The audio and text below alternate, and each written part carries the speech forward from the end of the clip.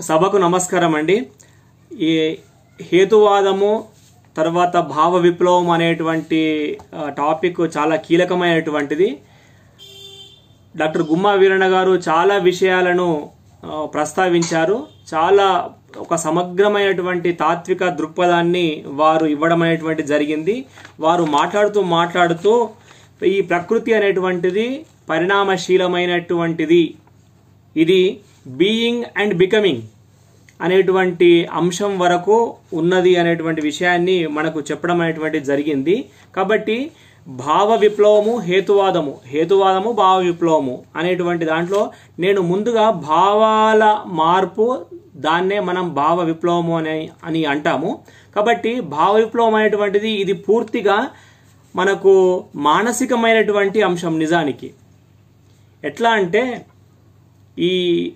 ఇది అంతా కూడా, ఈ మార్పు అంతా కూడా జరిగేటువంటిది అంతా కూడా మనకు మెదడు లోపల జరిగేటువంటి ఒక చర్యగా మనం అర్థం చేసుకోవాలి. కాబట్టి ఈ ఎవల్యూషన్ నుండి రెవల్యూషన్ అనేటువంటిది వచ్చింది. ఈ రెవల్యూషనే మన ఐడియాలజికల్ రెవల్యూషన్గా మనము చెప్తూ ఉన్నాం. కాబట్టి ఇది చాలా కష్టమైనటువంటిది, సంక్లిష్టమైనటువంటి ఒక రెవల్యూషన్, విప్లవం. నిజానికి విప్లవం అనాలనా, దీన్ని తిరుగుబాటు అనాలనా అనేటువంటి విషయం కూడా కొంతమంది మిత్రులకు ఆలోచన రావచ్చు.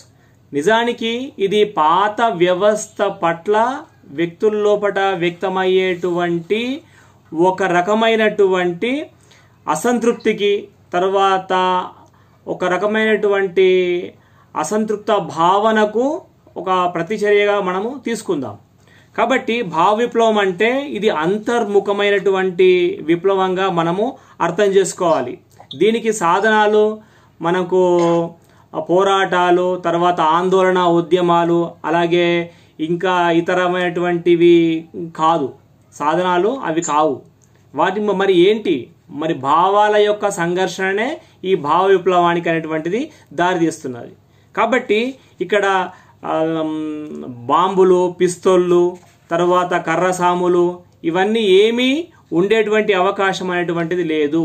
కాబట్టి మనుషుల యొక్క మానసికమైనటువంటి క్షేత్రం లోపలనే ఇది పూర్తిగా జరుగుతుంది. కాబట్టి దీన్ని భావాల లోపల మార్పు జరిగేటువంటి విప్లవంగా మనం చూస్తున్నాం. కాబట్టే అది భావ విప్లవం అనేటువంటిది అయ్యింది.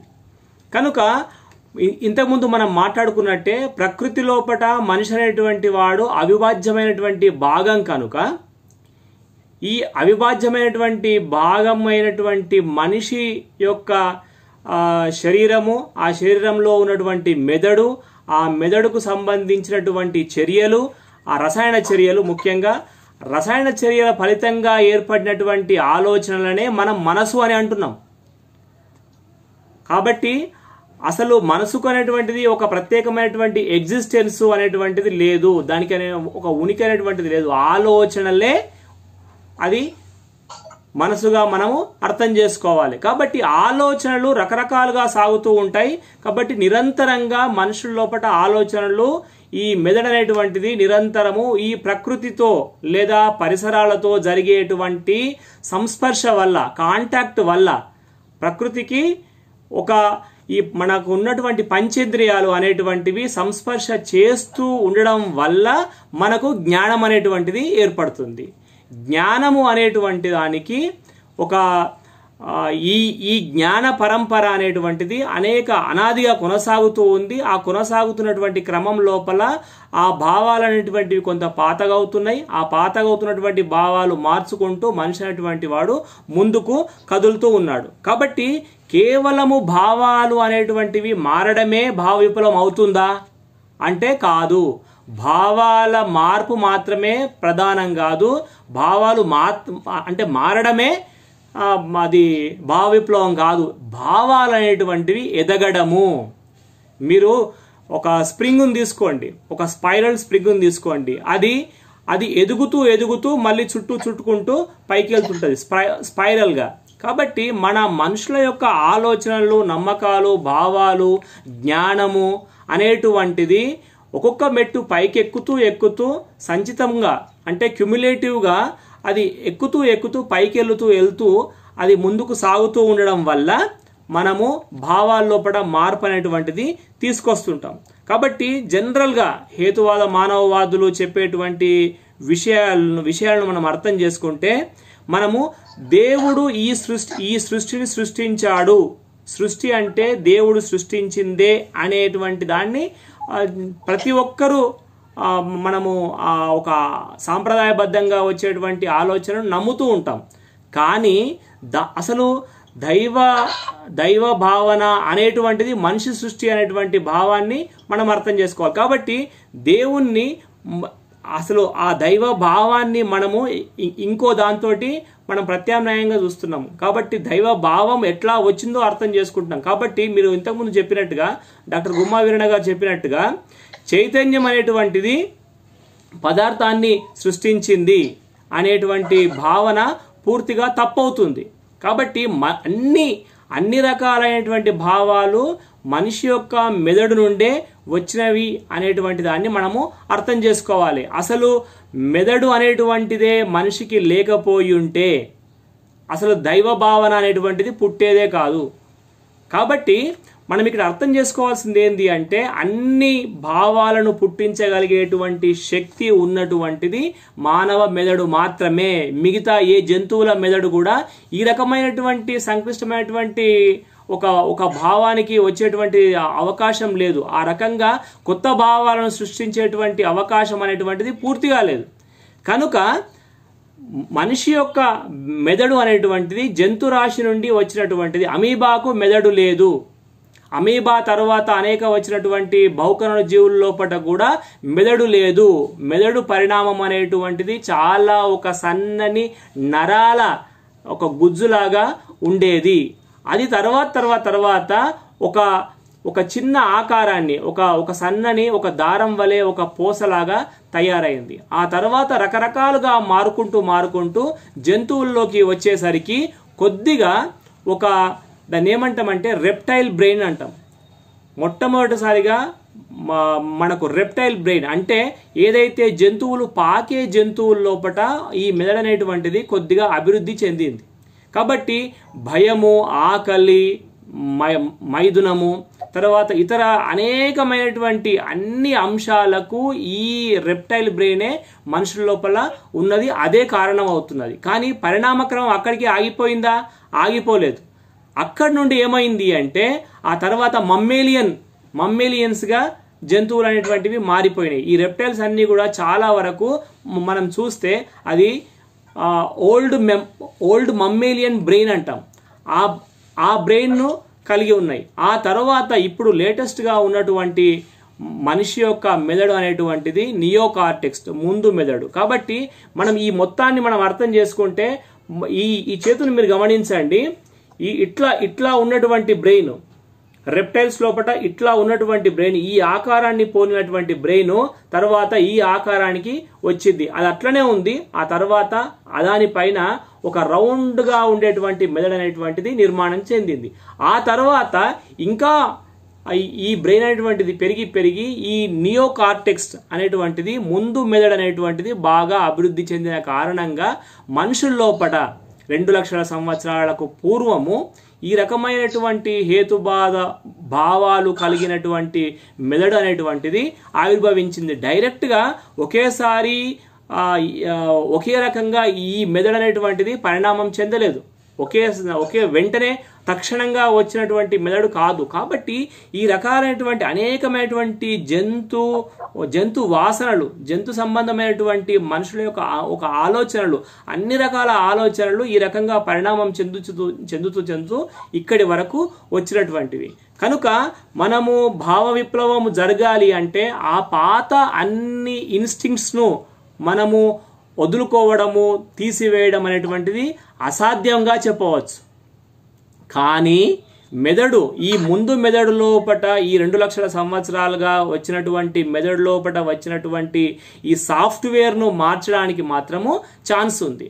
కాబట్టి మనము ఇన్స్టింక్ట్స్ అంటే పుట్టుకతో వచ్చినటువంటి జంతుజాల లక్షణాలు, ఈ లక్షణాలు అందరి లోపల అన్ని జంతువుల లోపల సహజంగా ఉన్నటువంటివే. కానీ మనుషులు ఈ రకమైనటువంటి జంతు ఆలోచనల నుంచి బయటపడి ఇంకా ఎదుగుతూ ఒక బెటర్ సొసైటీని మంచి సమాజాన్ని ఏర్పాటు చేసుకునేటువంటి అవకాశం అనేటువంటిది కలిగింది. కాబట్టి భావ విప్లవం అనేటువంటిది అది ప్రతి సమయం లోపల ప్రతి కాలం లోపల జరుగుతూ వస్తున్నటువంటి విషయమే, అది కొత్తదేమి కాదు. కానీ ఎక్కడైతే ఈ హేతుత్వాన్ని, మనుషుల యొక్క హేతువాద శక్తిని, విమర్శనా శక్తిని, లాజికల్ థింకింగ్ను ఎప్పుడైతే ఏవైతే విధానాలు, ఏవైతే సిద్ధాంతాలు, ఏవైతే ఆచరణలు ఆపేసినాయో అక్కడనే మతం అనేటువంటి దానికి పుట్టుక అనేటువంటిది జరిగింది. కనుక భావ విప్లవం అనేటువంటిది ఒక రోజున వచ్చేటువంటిది కాదు, ఒకే రోజున జరిగేటువంటిది కాదు. అది మెల్లమెల్లగా మారుతూ ఉన్నది. దాదాపుగా 10,000 సంవత్సరాల సమయాన్ని మనము చూడొచ్చు.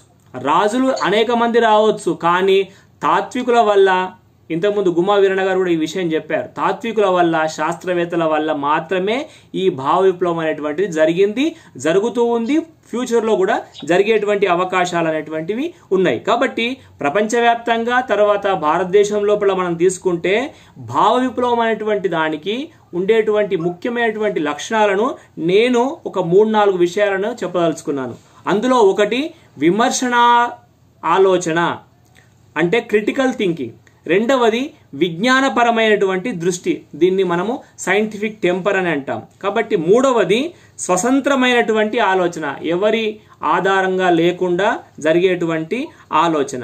ఇక చివరిది 4వది మానవవాద దృక్పథం. కాబట్టి ఈ రకమైనటువంటి విషయాలను ఇవి ఉన్నప్పుడు మాత్రమే మన భావ విప్లవం అనేటువంటిది జరిగేటువంటి అవకాశాలు అనేటువంటివి ఉన్నాయి. కాబట్టి థేల్స్ నుండి, అంతకంటే ముందుకు మనము ఆ థేల్స్ నుండి తీసుకున్నప్పటికీ మనం చూస్తే థేల్స్, తర్వాత సోక్రటీసు, తర్వాత ప్లేటో, అరిస్టాటిల్ నుంచి మొదలైనటువంటి ఈ ఆధునికమైనటువంటి తాత్విక విప్లవం అనేటువంటిది అనేకమైనటువంటి మార్పులను తీసుకొచ్చి చివరికి ఎంఎన్ రాయ్ ఫిలాసఫీ, మానవవాదం అనేటువంటిదే కీలకమైనటువంటి అంశంగా ఈ రోజున మారినటువంటి విషయం. కాబట్టి ఇందులో అనేక మంది, మనం పేర్లు చాలా మందిని చెప్పుకోకపోవచ్చు, కానీ అనేక మంది ఇందులోపల వారి యొక్క శ్రమను, వారి యొక్క మానసికమైనటువంటి శ్రమను కూడా పెట్టడం అనేటువంటిది జరిగింది.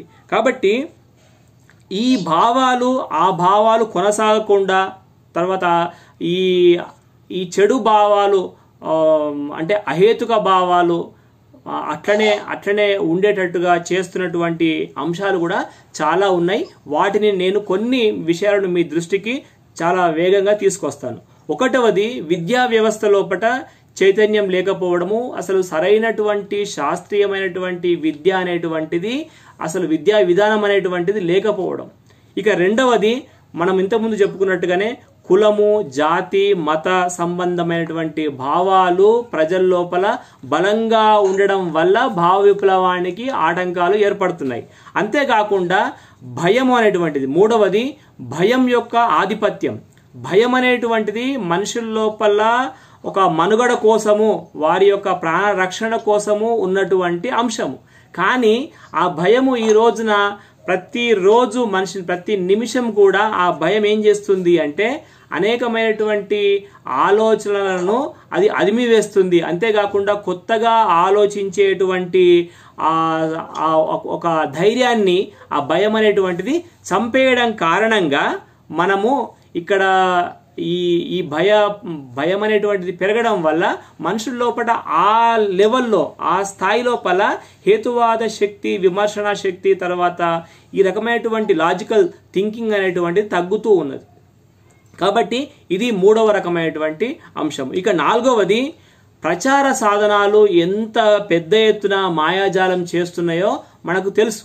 కాబట్టి వీటి కారణంగా మనుషుల లోపల భావాలు మారడానికి కొద్ది అవరోధం అనేటువంటిది జరుగుతుంది. అంతేకాకుండా అవి ఆపే ప్రయత్నం అనేటువంటివి చేస్తున్నాయి. తర్వాత వాళ్ళను వెనక్కు నడిపేటువంటి అవకాశాలు కూడా మనకు కనిపిస్తున్నాయి. అంతేకాకుండా అసలు ఒక రకంగా 5వ అంశం ఏమిటి అంటే ఇది స్వార్థం. మనుషుల లోపట గతం కంటే ఇప్పుడు కొంత స్వార్థ భావన పెరిగింది, అసూయ భావన పెరిగింది అని మనుషులు చాలా వరకు అనుకుంటున్నారు. కాబట్టి ఇక్కడ స్వార్థ భావము పెరగడం వల్ల ఏమవుతుంది అంటే తమకు సంబంధించినటువంటి మాది, నాది, తర్వాత నా గ్రూపు, తర్వాత నాకు సంబంధించినటువంటివి, నా మతము, నా కులము అనేటువంటి ఈ సమిష్టి భావాల వైపు మనుషులటువంటి వాళ్ళు మళ్ళడం వల్ల మొత్తం గ్లోబల్గా రావాల్సినటువంటి భావ విప్లవం అనేటువంటిది రాకుండా అడ్డుపడుతుంది. అంతేకాకుండా తర్కం అనేటువంటిది 6వ అంశం. తర్కం అనేటువంటిది లేకపోవడం. తర్కం లేకుండా ఉన్న భావము ఏమవుతుంది అంటే అది మూఢనమ్మకం అవుతుంది. తర్కం లేకుండా ఉండేటువంటి ఏ భావన మీ లోపల కలిగినా అది మూఢనమ్మకం అవుతుంది. భావం లేకుండా ఉన్న తర్కం ఏమవుతుంది అంటే కారుణ్య లేమికి దారితీస్తుంది. కాబట్టి మానవ సంబంధాలు, మానవ విలువలు, తర్వాత స్వేచ్ఛ, సమానత్వం అనేటువంటి ఈ భావాలు అన్నీ కూడా సరైనటువంటి భావాలు లేకపోవడం వల్ల ఇవన్నీ కూడా చాలా దెబ్బతినేటువంటి అవకాశాలు ఉంటాయి. కాబట్టి భావ విప్లవము రావాలి అంటే, భావాల లోపల ఎదుగుదల కావాలి అంటే ఏమి కావాలి అంటే ముఖ్యంగా విద్యా విషయం లోపల పిల్లల లోపల స్వతంత్రమైనటువంటి ఆలోచన శక్తిని, తర్వాత స్పందించేటువంటి దయను, ఒక జాలిని, లేకపోతే ఎంపతి తదనుభూతిని పొందేటువంటి ఒక రకమైనటువంటి విద్యా విధానాలను మనం పెంచాల్సినటువంటి అవసరం అనేటువంటిది ఉంది. అంతేకాకుండా హేతువాదము అనేది పూర్తిగా ఈ రకమైనటువంటి భావ విప్లవానికి మనకు ఆధారం అవుతుంది. అంతేకాకుండా మానవవాద సంస్కృతి చాలా ప్రబలంగా ముందుకు రావాల్సినటువంటి అవసరం అనేటువంటిది ఉంది. అంతేకాకుండా ఇప్పుడు గుమ్మా వీరన్న గారు అన్నట్టుగా ప్రచార సాధనాలు చాలా వరకు ఏం చేశాయంటే ఈ పాత మత భావాలను, ఎక్కడ మూసుకుపోయినటువంటి ఆలోచనలను, తర్వాత ఉద్వేగాలను పెంచేటువంటి విషయాలకు మాత్రమే పరిమితమైనవి. కానీ కళలు, సాహిత్యము అనేటువంటిది, తర్వాత డైలాగ్, చర్చ, ఒక సంభాషణ అనేటువంటి దాంట్లోపల కేవలం ఇప్పుడు మతమే ఎక్కువగా పెద్దపీట వేసుకొని కూర్చున్నటువంటి ఒక పరిస్థితి మనం చూస్తున్నాం. కాబట్టి కళల లోపల, సాహిత్యం లోపల, తర్వాత చర్చల లోపల హేతువాద, మానవవాద భావాలు, వాటికి సంబంధించినటువంటి అంశాలు ఎప్పుడైతే మనము ప్రవేశపెడతామో పెద్ద ఎత్తున మారేటువంటి అవకాశాలు అనేటువంటివి ఉండేటువంటి అవకాశం ఉంటుంది. అంతేకాకుండా వ్యక్తిగతంగా స్వయం పరిశీలన, ఎవరికి వారు పరిశీలన చేసుకొని వారు కలిగి ఉన్నటువంటి భావాలు ఏమున్నాయి, ఎట్లా ఉన్నాయి, ఎప్పటి భావాలను మనం మోస్తున్నాం, ఆ భావాలు మన సొంతమేనా, లేకపోతే మన తాతలు చెప్పారా, అంతకంటే ముందుగా ఉన్నటువంటివా, లేదా గుడ్డిగా నమ్ముతున్నానా, లేకపోతే నేను వాటికి ఏదైనా ఒక బేస్తో, ఒక ఆధారంతో నేను ఆలోచిస్తున్నానా అనేటువంటి విషయాలను ఆలోచించినట్టయితే స్వయం పరిశీలన అని చెప్తాం మనం. కాబట్టి ఈ స్వయం పరిశీలన శక్తి ఉన్నప్పుడు మనుషులైనటువంటి వాళ్ళు మారేటువంటి అవకాశాలు అనేటువంటివి ఉంటున్నాయి. కాబట్టి ఈ రకంగా మనిషి యొక్క శరీరం అనేటువంటిది రకరకాల పరిణామాలు చెందినా కూడా మనుషుల యొక్క భావాలు అనేటువంటివి మారడం లేదు. మనము వస్తువులు ఎంత ఆధునికంగా ఉండాలని అనుకుంటున్నామో కానీ మన ఆలోచనలు అంత ఆధునికంగా ఉండాలని అనుకుంటున్నామా అనేటువంటి ప్రశ్న చాలా కీలకమైనటువంటి అంశం. కాబట్టి ఇక్కడ మనము ఎప్పుడైతే భయాన్ని, ఒక రకమైనటువంటి అభద్రతను మనము జయించగలుగుతామో అప్పుడు మాత్రమే ఈ భావజాలము, ఆధునికమైనటువంటి భావజాలము, హేతుత్వ శక్తిని ప్రదర్శించేటువంటి ధైర్యాన్ని, తెగువను, చొరువను మనము చూపెట్టగలుగుతాం. కాబట్టి మనుషుల ఎదుగుదల అంటే భావాల మార్పే. భావాలు ఎంత గొప్పగా మారుతూ ఉంటే అంత గొప్పగా మనుషులు ఎదిగేటువంటి అవకాశాలు అనేటువంటివి ఉంటాయి. కాబట్టి ఇంకా చెప్పాలంటే ప్రధానంగా కుటుంబ వ్యవస్థల లోపల ఉన్నటువంటి నియంతృత్వ భావాలు, తల్లి, తండ్రి లేదా పెద్దల యొక్క అజమాయిషి అతిగా ఉండడం వల్ల కుటుంబాల లోపల పిల్లలు తమ స్వంతంగా ఆలోచించే ధైర్యం చేయలేకపోతున్నారు. కాబట్టి ఇంతకుముందు రవీందర్ గారు అన్నారు, శ్రీనివాసాచారి చాలా చిన్న వయసులోనే హేతువాద, మానవవాద ఉద్యమాలకు వచ్చిండు అని. కరెక్ట్ అది. ఎందుకంటే మా తల్లిదండ్రులు చాలా వరకు ఉదారంగా లిబరల్గా ఒక ఆలోచన చేస్తూ ఉన్నప్పుడు వాటిని ప్రోత్సహించేటువంటి వాతావరణం కలిగించారు కనుకనే చిన్న వయసులో రావడానికి ఒక అవకాశం నాకు కలిగింది. కానీ చాలా మందిని తల్లిదండ్రులు వారు రకరకాలైనటువంటి బెదిరింపులతో లేకపోతే ఒక రకమైనటువంటి నియంతృత్వ భావాలతో ఆ రకంగా అదిమి పెట్టడం వల్ల చాలా మంది పిల్లలు స్వతంత్రంగా ఆలోచించేటువంటి అవకాశాన్ని వాళ్ళు క్రియేట్ చేయలేకపోతున్నారు.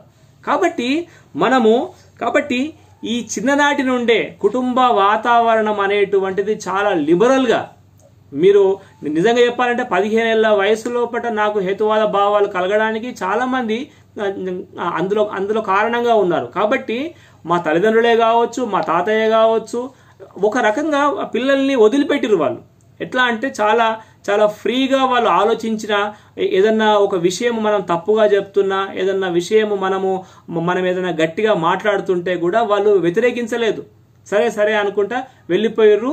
కాబట్టి దానివల్ల స్వతంత్రంగా ఆలోచించేటువంటి శక్తి అనేటువంటిది వస్తుంది. కాబట్టి నేను ఈ విషయాన్ని ఎందుకు నొక్కి చెప్తున్నానంటే అసలు కారణమైనటువంటిది పిల్లల లోపల ఈ రకమైనటువంటి భావజాలాలు రాకపోవడానికి ప్రధానంగా ఆ కుటుంబం యొక్క నేపథ్యము, ఆ కుటుంబంకు ఉన్నటువంటి నేచర్.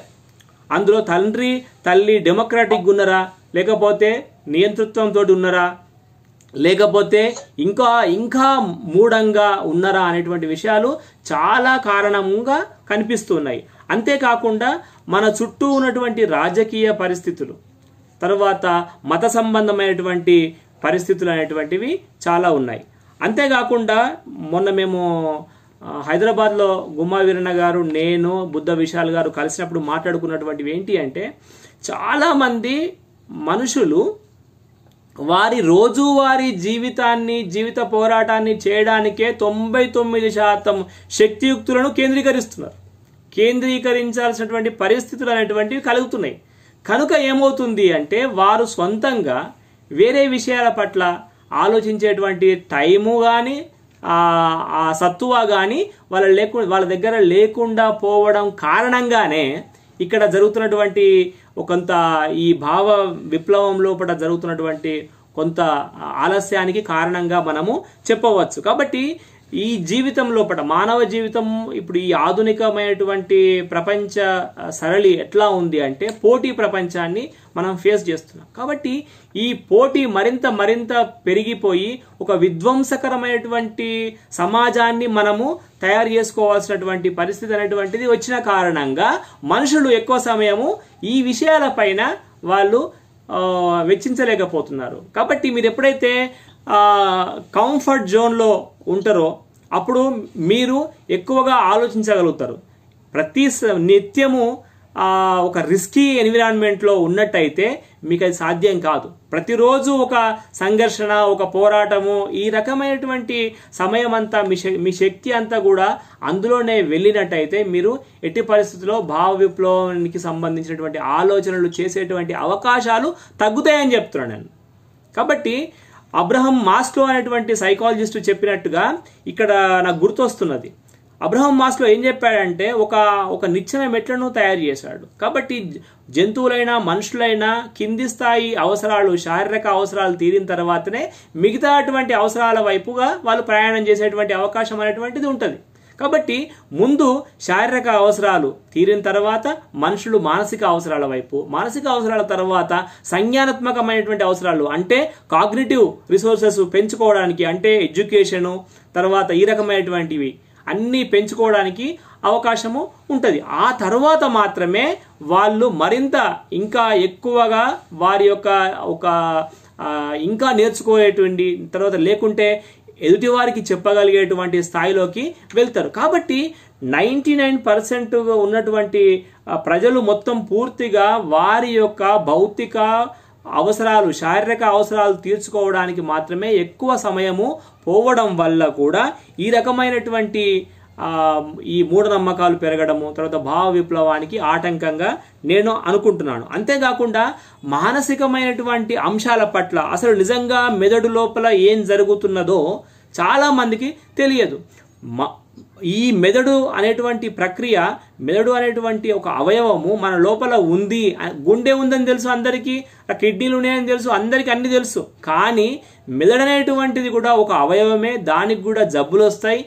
అది కూడా కొన్నిసార్లు తప్పుగా ఆలోచించేటువంటి అవకాశం ఉంది అనేటువంటి విషయాన్ని ఈ సైకలాజికల్గా సంబంధించినటువంటి విషయాలు తెలియకపోవడం వల్ల ఏమవుతుంది అంటే, ఈ అవగాహన లేకపోవడం వల్ల ఏమవుతుంది అంటే, మెదడుకు వచ్చినటువంటి జబ్బులన్నిటినీ కూడా ఈ మతమో లేకపోతే బాబాలో లేకపోతే గురువులో తగ్గిస్తారు, తీరుస్తారు అనేటువంటి ఒక ఆలోచనకు వాళ్ళు వెళ్తున్నారు. కాబట్టి తాత్కాలికమైనటువంటి అలాంటి వాటికి ప్రార్థనలు చేయడానికి ప్రధానమైనటువంటి కారణము అదే కారణము, ధ్యానం చేయడానికి ప్రధానమైనటువంటి కారణము అదే. ఎంత చాలా గట్టైనటువంటి మానసిక వ్యాధులు ఉన్నట్టయితే వాళ్ళు మరింత ఈ హోమాలు జపాలు వీటి వైపు మరలుతున్నారు, ప్రార్థనలు వీటి వైపు మరలుతున్నారు. మీరు క్రిస్టియానిటీలో చూస్తే ఇది చాలా ఎక్కువ కనిపిస్తూ ఉంటాయి.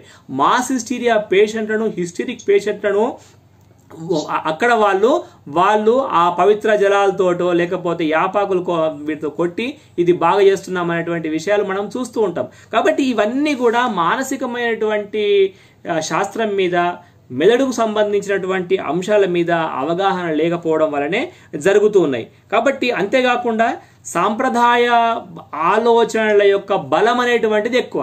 ఎందుకు ఎక్కువ అంటే, మన మెదడు మొత్తం ఒక 100 బిలియన్ల నాడీ కణాలతో న్యూరాన్స్ అంటాం వాటిని, నాడీ కణాలతో నిర్మాణమై ఉంది. ఇట్లా ఇప్పుడు నేను మీకు చూపిస్తున్నట్టుగా చేతిలో ఇట్లా ఈ వేళ్లను ఎట్లయితే పోలి ఉన్నాయో ఈ రకంగా అవి ఒక 100 బిలియన్ల నాడీ కణాలు ఈ రకంగా పెనవేసుకొని ఉన్నాయి. దానివల్ల మెదడు లోపట సమాచార పంపిణీ అనేటువంటిది జరుగుతున్నది. ఈ జరగడం లోపట ఎక్కడ ఏ నాడీ కణాలైతే ఎక్కువ ఒక అనుభవాన్ని ఎక్కువగా పదే మననం చేసుకోవడము లేదా జ్ఞాపకం తెచ్చుకోవడము జరిగితే ఆ జ్ఞాపకాలు అనేటువంటివి బలంగా అవి పెనవేసుకునేటువంటి అవకాశాలు ఉంటాయి. అప్పుడు ఏమవుతుంది అంటే, మనం ఏదైనా చేద్దాము అనే సందర్భం లోపల ఇమ్మీడియట్గా ఆ రకమైనటువంటి ఆచరణకే మనము దారితీసేటువంటి అవకాశాలు ఉంటాయి. ఇంతకుముందు కూడా నేను ఒకసారి చెప్పాను, మనము కొత్త తోవ పాత తోవ అనేటువంటివి రెండు మనకు కలిగినప్పుడు, మనము అర్జెంట్లో ఉన్నప్పుడు మనము పాత తోవనే ఎంచుకుంటాం. కాబట్టి ఇదే రకంగా మనుషులు కూడా కొత్త దాన్ని ఆలోచించడానికి, కొత్త రకంగా మనం ప్రవర్తించడానికి వచ్చేటువంటి తేడా ఏంది అంటే, అది వాళ్లకు తెలియకుండానే వాళ్ళ లోపల జరిగేటువంటి కండిషనింగ్. ఎప్పుడైతే ఈ కండిషనింగ్ ఎంత బలంగా జరిగిందో అంత చాలా కష్టము, సంక్లిష్టము ఈ నిబంధనాన్ని మనం తెంపడానికి, ఈ కండిషనింగ్ను తెంపడానికి. కాబట్టి ఈ కండిషనింగ్ అంత సులభంగా పోయేటువంటి అవకాశం లేదు. ఇది రసాయన చర్య ద్వారా బంధించబడేటువంటి, కెమికల్ రియాక్షన్ ద్వారా బంధించబడేటువంటి చర్య. కనుక అది చాలా కష్టమవుతుంది. కనుక చాలా ప్రయత్నించి ఒక్కొక్క లేయర్ను మనం కట్ చేసుకుంటూ వెళ్తే మాత్రమే ఈ రకమైనటువంటి ఆలోచనలు అనేటువంటివి తగ్గేటువంటి అవకాశం అనేటువంటిది ఉన్నది. కనుక భాష, మతము, ప్రాంతము, జాతి, కులమత భేదాలు ఇవన్నీ కూడా మనుషుల లోపల చాలా పెద్దటువంటి ఆఘాతాలను, గ్యాప్స్ను క్రియేట్ చేసి పెట్టాయి. కాబట్టి వీటిని పూడ్చడం అనేటువంటిది కొద్దిగా కష్టం కాబట్టి, సంక్లిష్టం కాబట్టి, అందువల్ల మనకు భావ విప్లవం అనేటువంటిది కొద్దిగా స్లోగా అయ్యే అవకాశాలు ఉన్నాయి. కానీ ఖచ్చితంగా అది ముందుకే వెళ్ళేటువంటి అవకాశం అనేటువంటిది ఉంది. కాబట్టి ఇప్పుడు మనము చేయవలసింది ఏంది, ఈ భావ విప్లవం సాధించాలంటే చేయవలసినటువంటి పనేంది, తర్వాత సాధనాలు ఏమిటి అని అన్నప్పుడు, మనం చేస్తున్నటువంటి మార్పు అనేటువంటిది మానసిక క్షేత్రంలో కాబట్టి మానసిక సంబంధమైనటువంటి విషయాల పట్ల మనం అందరం కూడా అవగాహన పెంచుకోవాల్సినటువంటి అవసరం అనేటువంటిది ఉన్నది. కాబట్టి మెదడు అనేటువంటిది క్రియాశీలకంగా పనిచేసేటువంటి అవకాశాన్ని, ఆ అవకాశాలను పెంచుకోవాలి. అప్పుడు మాత్రమే మనము పాత తోవలో కాకుండా కొత్త తోవలో వచ్చేటువంటి అవకాశం అనేటువంటిది ఉంటుంది. దీనికి మనకు ముఖ్యంగా హేతువాద ఉద్యమం అనేటువంటిది చాలా కీలకమైనటువంటి పాత్ర అనేటువంటిది వహిస్తుంది. కాబట్టి ఎవరికి వారు హేతువంతులే. కానీ ఎప్పుడైతే మనం గుంపులోకి వెళ్తామో అప్పుడు మనము సోషల్ బీయింగ్స్ అవుతాము. కాబట్టి రేషనల్ బీయింగ్స్ అనేటువంటి మాటను మనం మర్చిపోయేటువంటి అవకాశాలు ఉన్నాయి. కాబట్టి గుంపు అనేటువంటిది, గుంపు యొక్క ప్రెషర్, పీడనం అనేటువంటిది చాలా ఎక్కువగా ఉండడం వల్ల ఆ మనుషులు అనేటువంటి వాళ్ళు తమ యొక్క రేషనాలిటీని, తమ యొక్క హేతుత్వాన్ని వాళ్ళు మర్చిపోయేటువంటి అవకాశం ఉంది. దీన్నే బౌండెడ్ రేషనాలిటీ అంటాం. మనను అనేక మంది ఈ మన యొక్క రేషనాలిటీని వాళ్ళు బైండ్ చేస్తూ ఉంటారు. కాబట్టి ఆ బైండెడ్ రేషనాలిటీ ఏమవుతుంది అంటే మన యొక్క అసలైనటువంటి ఆలోచన శక్తిని బయటకు రాకుండా చేస్తుంది. దానికి కారణము అటు సమాజం యొక్క పీడనము, అంతేకాకుండా కులమత భావాలు, తర్వాత దైవ భావన, తర్వాత ఇతర రాజకీయ పరిస్థితులు, తర్వాత కల్చరల్గా వచ్చేటువంటి సాంప్రదాయ వ్యవహారాలు, ఇవన్నీ కూడా దానికి కారణమవుతున్నాయి. కాబట్టి మనము హేతుబద్ధమైనటువంటి ఆలోచన విధానాన్ని, తర్వాత ఒక తర్కాన్ని మనము బాగా ఉపయోగించుకుంటే ఈ రకమైనటువంటి విషయాల లోపల మనం బయటపడవచ్చు. ఇక రెండవది విద్య, ఎడ్యుకేషన్. ఎడ్యుకేషన్ అంటే విషయ జ్ఞానము, అక్షర జ్ఞానం మాత్రమే కాదు. ఎడ్యుకేషన్ అంటే అసలైనటువంటి ఆ లోతైనటువంటి అవగాహననే మనం ఎడ్యుకేషన్ అనాలి. కాబట్టి జీవితానికి ఉపయోగపడేటువంటి విద్యనే అసలైనటువంటి విద్య. ఎంఎన్ రాయ్ అందుకోసమే ఎడ్యుకేట్ ద ఎడ్యుకేటర్స్ అన్నాడు. ఎడ్యుకేట్ ద ఎడ్యుకేటర్స్ అంటే విద్యావంతులను, వివేకవంతులను చేయడమే మన యొక్క లక్ష్యము. కాబట్టి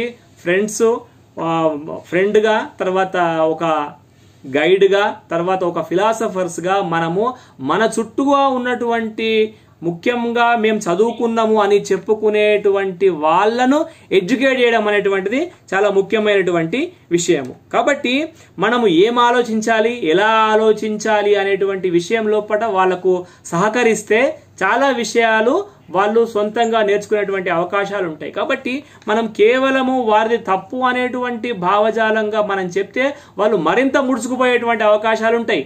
మీ తప్పు అంటే వాళ్ళు తమది ఎట్లా రైటో వాళ్ళు డిఫెండ్ చేసుకోవడానికి ఎక్కువ అవకాశాలు ఉంటాయి, ఎక్కువ వాళ్ళు ప్రయత్నిస్తారు. కాబట్టి ఇప్పుడు అన్ని మాది, మా సొంతము అని అనుకుంటారు. కాబట్టి వాళ్ళు నమ్ముతున్నటువంటి విషయాలు కూడా వాళ్ళ సొంతము కాబట్టి వాటిని ఎప్పటికీ రక్షించుకోవాలనేటువంటి వాటి వల్ల ఈ రకమైనటువంటి మూఢనమ్మకాలు అనేటువంటివి పెరుగుతున్నటువంటి విషయం మనం గుర్తించాలి. కాబట్టి అసలు భావాలను, మనిషిని వేరుగా చూసినట్టయితే మనం వాళ్ళ పట్ల కొంత సహృదయంతో కొంత మనము ఆలోచించేటువంటి అవకాశం ఉంది. కాబట్టి soft on people, hard on issue. మనం ఇష్యూ పరంగా మాత్రం గట్టిగానే ఉండాలి, చాలా కఠినంగా వ్యవహరించాలి, కఠినమైనటువంటి చెప్పాలి. కానీ వ్యక్తుల పట్ల మాత్రం సున్నితంగా, మనము సుతారంగా మనము వాటిని చూడాల్సినటువంటి అవసరం అనేటువంటిది ఉన్నది. అంతేకాకుండా మానవవాద దృక్పథాన్ని మనము పెంచడము, తర్వాత సంభాషణల లోపట, మన చర్చల లోపట ఈ రకమైనటువంటి భావాలను మాత్రమే ప్రకటించడము అనేటువంటిది అవసరము. అంతేకాకుండా ఇప్పుడు సంఘాలు, ఉద్యమాలు అనేటువంటివి చాలా కీలకమైనటువంటివి. ఎవరికి వీలైనటువంటి మేరకు వాళ్ళు ఈ రకమైనటువంటి భావజాల వ్యాప్తి చేస్తూ వెళుతూ ఉంటే మాత్రమే ఈ సమాజం అనేటువంటిది మారుతూ ఉంటుంది. మొన్న సంభాషణ లోపల గుమ్మా వీరన్న గారు చెప్పినటువంటి విషయం ఏమిటి అంటే, ఆర్ఎస్ఎస్ వాళ్ళు దాదాపు 1,00,000 శాఖలను భారతదేశం మొత్తము ఏర్పాటు చేసినట్టుగా చెప్పారు. అంటే ఒక శాఖ 1,00,000 శాఖలుగా అయ్యింది. కానీ అనేక మంది వందలాది వేలాదిగా ఉన్నటువంటి హేతువాద మానవవాదులు ఇప్పుడు 10లోకి వచ్చారు, 100 లోపలికి వచ్చారు.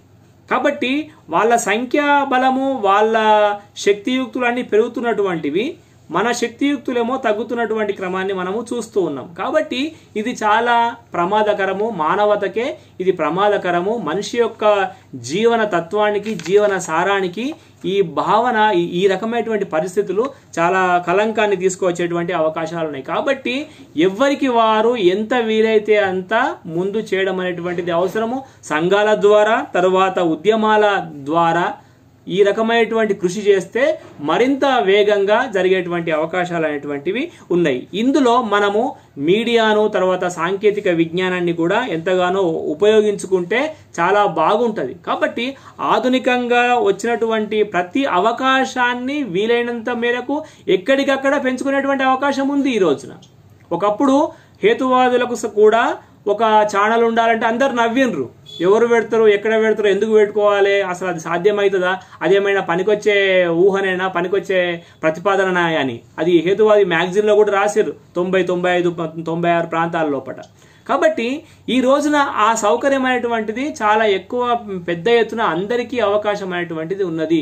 సాంకేతిక విజ్ఞానం అనేటువంటిది మన హేతువాద ఉద్యమాలకు మనం వాడుకోవాల్సినటువంటి అవసరం ఉన్నది. అందులో చిన్నపాటి శిక్షణలు, తర్వాత మనం ఏం చేయాలన్నా గూగుల్లో, తర్వాత మీరు యూట్యూబ్లో చూసుకుంటే అన్ని విషయాలు అర్థమయ్యేటువంటి అవకాశం కూడా ఉన్నది. కాబట్టి ఆ రకమైనటువంటి విషయాలను మనము ఎవరికి వారుగా నేర్చుకొని మనము వాటిని ప్రాక్టీస్ చేయొచ్చు.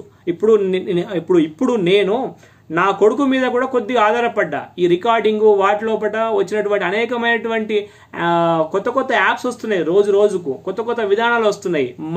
నా కొడుకును స్కూల్కు వెళ్ళే కంటే ముందు కొద్దిసేపు నేను వాళ్ళ దగ్గర అడిగి నేర్చుకున్నా కొంత. కాబట్టి ఎంత వీలైతే అంత మనము ఆ రకమైనటువంటి దాన్ని మనము చేయవలసినటువంటి అవసరం ఉంటుంది. కాబట్టి ఇప్పుడు చాలా వేగంగా న్యూరో సైన్స్ అనేటువంటిది, తర్వాత ఫ్రెనాలజీ, మెదడు నిర్మాణ శాస్త్రం అనేటువంటివి చాలా పెద్ద ఎత్తున పెరుగుతున్నాయి. వాటికి సంబంధించినటువంటి భావజాలాన్ని మనం పెంచుకోవాలి. ఆ తర్వాత ఆధునిక మనోవిజ్ఞాన శాస్త్రానికి సంబంధించినటువంటి అనేకమైనటువంటి రీసెర్చ్లు అనేటువంటివి కూడా అందుబాటులో ఉన్నాయి. మనకు అన్నీ కూడా యూట్యూబ్లో, తర్వాత రకరకాలైనటువంటి వెబ్సైట్ లోపల ఆ విషయాలన్నీ ఉన్నాయి. కాబట్టి వాటిని మనము అర్థం చేసుకొని వాటికి సంబంధించినటువంటి ప్రోగ్రామ్స్ను వాటి ఆ శాస్త్ర సంబంధమైనటువంటి ఆధారంగా మనుషులను ఎట్లా మార్చాలనో మనము అర్థం చేసుకోవాల్సినటువంటి అవసరం అనేటువంటిది ఉంది. కాబట్టి హేతువాదము మాత్రమే మనుషుల యొక్క భావాలను మార్చడానికి అవకాశము కల్పిస్తుంది. మీరు ప్రశ్నించకుండా ప్రగతి అనేటువంటిది అసాధ్యము. కాబట్టి కంఫర్ట్ జోన్లో ఉన్నటువంటి మతస్థులను మార్చడము అనేటువంటిది రిస్క్ జోన్లకు వాళ్ళు రావడానికి చాలా మనకు కష్టమయ్యేటువంటి అవకాశాలు ఉన్నాయి. కాబట్టి ఈ రిస్క్ జోన్లకు వాళ్ళు అంత తొందరగా వచ్చేటువంటి అవకాశాలు చాలా తక్కువ. కనుక మనం ఏం చేయాలి అంటే ఇక్కడనే మన ఉద్యమానికి సంబంధించినటువంటి సమాచారాన్ని మరింత సరళమైనటువంటి విధాలుగా మార్చడం అనేటువంటిది అవసరము. వెంకటాద్రి గారి లెవెల్లో వెంకటాద్రి గారు చేశారు, ఎంఎన్ రాయ్ గారి లెవెల్లో ఎంఎన్ రాయ్ గారు చేశారు. కాబట్టి గుమ్మా వీరన్న గారి లెవెల్లో ఆయన చేశారు, తర్వాత మేడూరి గారి లెవెల్లో ఆయన చేస్తూ ఉన్నారు. కాబట్టి ఇది మరింతగా అంటే భావం చెడకుండా, చెప్తున్నటువంటి విషయం చెడకుండా మనము ఏమి చేయగలమో అది చేయడము, ఎంతవరకు చేయగలమో అంతవరకు చేయడము, ఇంకా ఎంత చేయాలనో అంత చేయడం అనేటువంటిది చాలా కీలకమైనటువంటి అంశం. కాబట్టి ఈ మత భావాలకు, తర్వాత ఆధునిక భావాలకు సంఘర్షణ అనేటువంటిది ఎప్పుడూ తప్పదు. ఇది మనిషి ఉన్నంత కాలం, మనిషి ఇంకా 8 లక్షల సంవత్సరాలు జీవించేటువంటి అవకాశాలు ఉన్నాయి. కాబట్టి అంతవరకు ఈ పోరాటం అనేటువంటిది జరుగుతూనే ఉంటుంది.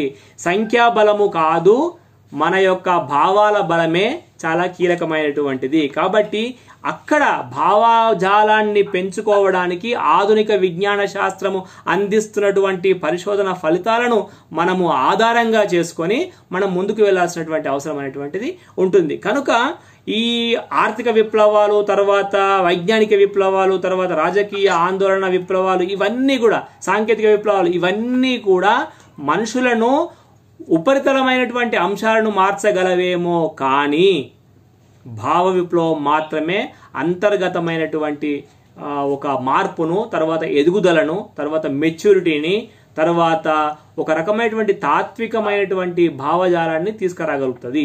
అంతే తప్పితే మరి ఏ రకమైనటువంటి చిల్లర మల్లర ఉద్యమాలు, విప్లవాలు, తిరుగుబాట్లు ఇవి పనికిరావు అని చరిత్ర చెప్తున్నటువంటి సత్యం. మనము చెప్తున్న విషయం కాదు, ఇది పూర్తిగా చరిత్ర మనకు చెప్తున్నది. కాబట్టి భావ బానిసత్వం నుండి మనుషులను బయటపడేయడమే హేతువాద మానవవాద ఉద్యమకారుల యొక్క లక్ష్యం అనేటువంటి విషయాన్ని మనం గుర్తించాలి. కాబట్టి ఒక్కడు మారితే సమాజం మారుతుందా? ఖచ్చితంగా మారుతుంది. ఒక్కడు మారిన స్థాయికి ఖచ్చితంగా సమాజం మారుతుంది. ఒక్కరైనా ఇద్దరైనా మారవలసిందే.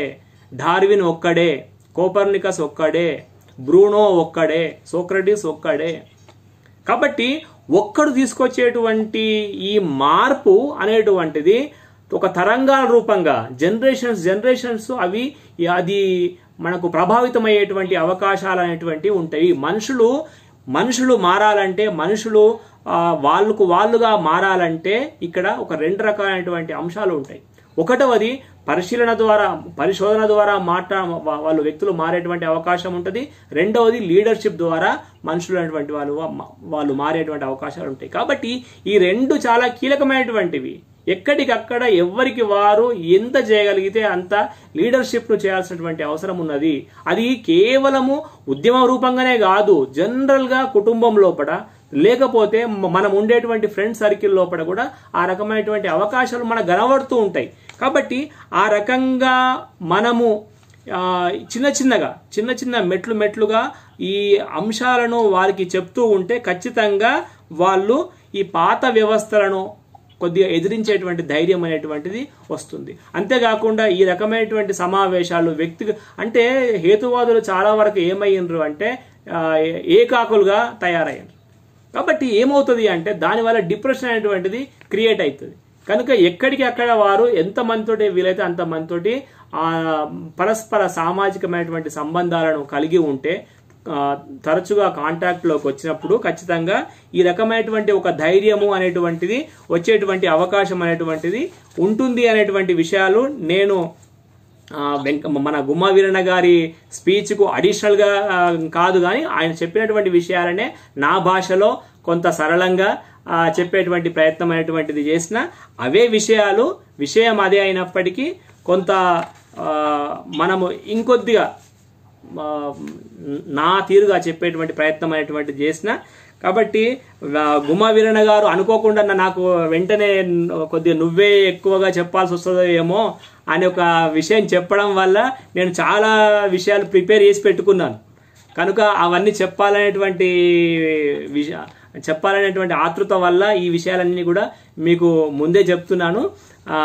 కాబట్టి నాకు ఈ విషయం గురించి ముందు చెప్పలేదు, కానీ కొంత సమాచారం మాత్రము బాగా సేకరించడం అనేటువంటి జరిగింది. ఆ తర్వాత చాలా విషయాలు పేపర్ పైన రాసుకోవడం అనేటువంటి జరిగింది. వచ్చిన ఆలోచనలు వచ్చినట్టుగా పేపర్ పైన రాస్తూ వెళ్ళిపోతూ ఉంటే చాలా పేపర్లు దాదాపుగా 20-30 పేజీలు నేను రాసుకోవడం అనేటువంటి జరిగింది. నిన్న మధ్యాహ్నం నుంచే ఒకసారి చెప్పినప్పటి నుంచి వచ్చిన ఆలోచన అన్ని రాస్తే ఇంత ఒక 20-30 పేపర్లు తయారైనాయి. ఆ విషయాల్లో కూడా ఉన్నటువంటి విషయాలు మాత్రమే నేను చెప్పి ముగిస్తున్నాను. అయితే కరణం రవీంద్రబాబు గారు తెలంగాణ హేతువాద సంఘ 5వ ద్వైవార్షిక మహాసభల గురించి కొంత చెప్పమని చెప్పారు. ఆ విషయాన్ని ఇప్పుడే చెప్పమంటారా, లేకపోతే ఒక బ్రేక్ తీసుకుందామా? సరే, మళ్ళీ మాట్లాడుకుందామండి. Okay sir. ఓకేనండి.